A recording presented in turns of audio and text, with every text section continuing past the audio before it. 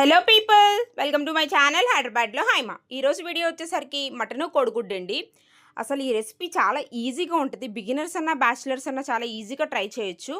నేను ఈ మెజర్మెంట్స్ అనేవి ఒక అర కేజీ మటన్కి చెప్తున్నానండి. ఫస్ట్ మటన్ని బాగా కడుక్కొని అందులో కొంచెం ఉప్పు, కొంచెం పసుపు, కొంచెం జింజర్ గార్లిక్ పేస్ట్ వేసుకొని బాగా కలుపుకొని కొంచెం ఒక చిన్న టీ గ్లాస్తో వాటర్ వేసుకొని సిమ్లో ఒక 3 విజిల్లు పెట్టుకోవాలండి. నా దగ్గర లేత మాంసం ఉంది కాబట్టి నాకు 3 విజిల్కి ఉడికిపోయింది. మీరు ఈ వీడియోలో చూస్తారు. అంత మెత్తగా ఉడికేటట్టు ఉడికిపించుకోవాలి. నెక్స్ట్ దీనికి ఒక మసాలా పేస్ట్ కావాలండి.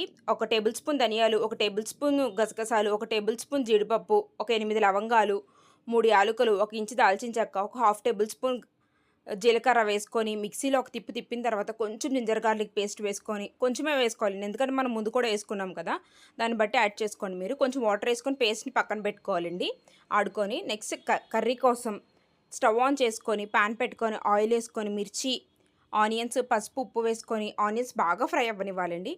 బాగా ఫ్రై అయిన తర్వాత మనం ముందుగానే కాజు గసగసాల పేస్ట్ ఉంది కదండి, ఆ పేస్ట్ వేసుకొని ఇది పచ్చివాసన పోయే వరకు ఫ్రై చేసుకోవాలండి. ఎంతవరకు ఫ్రై చేయాలంటే మసాలాలోంచి ఆయిల్ పైకి తెల్లుద్దండి, అప్పటి వరకు ఫ్రై చేయాలి.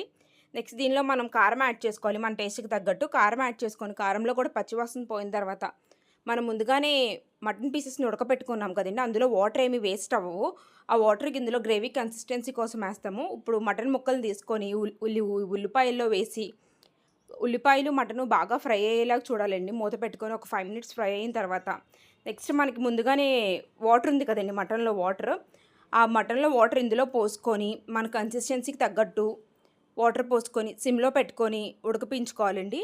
మీకు నేను కోడిగుడ్లు వేసుకుంటున్నాను కాబట్టి ఇప్పుడు కోడిగుడ్లు యాడ్ చేసుకోవాలండి.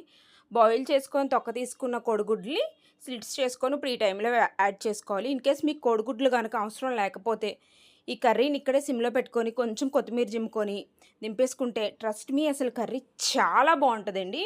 మనకి ఫంక్షన్ స్టైల్లో వస్తుంది కదా, అదే ఫంక్షన్స్కి వెళ్ళినప్పుడు మటన్ కర్రీ ఉంటుంది స్పైసీగా, ఆ రకంగా వచ్చిందండి. అసలు కర్రీ యమ్మీ ఉంటుంది. ఒక్కసారి నాకు ట్రై చేసి కామెంట్ సెక్షన్లో కామెంట్ చేయండి. నేను మీరు వీడియోలో చూస్తే కోడిగుడ్లు యాడ్ చేశాను కదా, నా కర్రీ కన్సిస్టెన్సీకి తగ్గట్టు సరిపోయింది.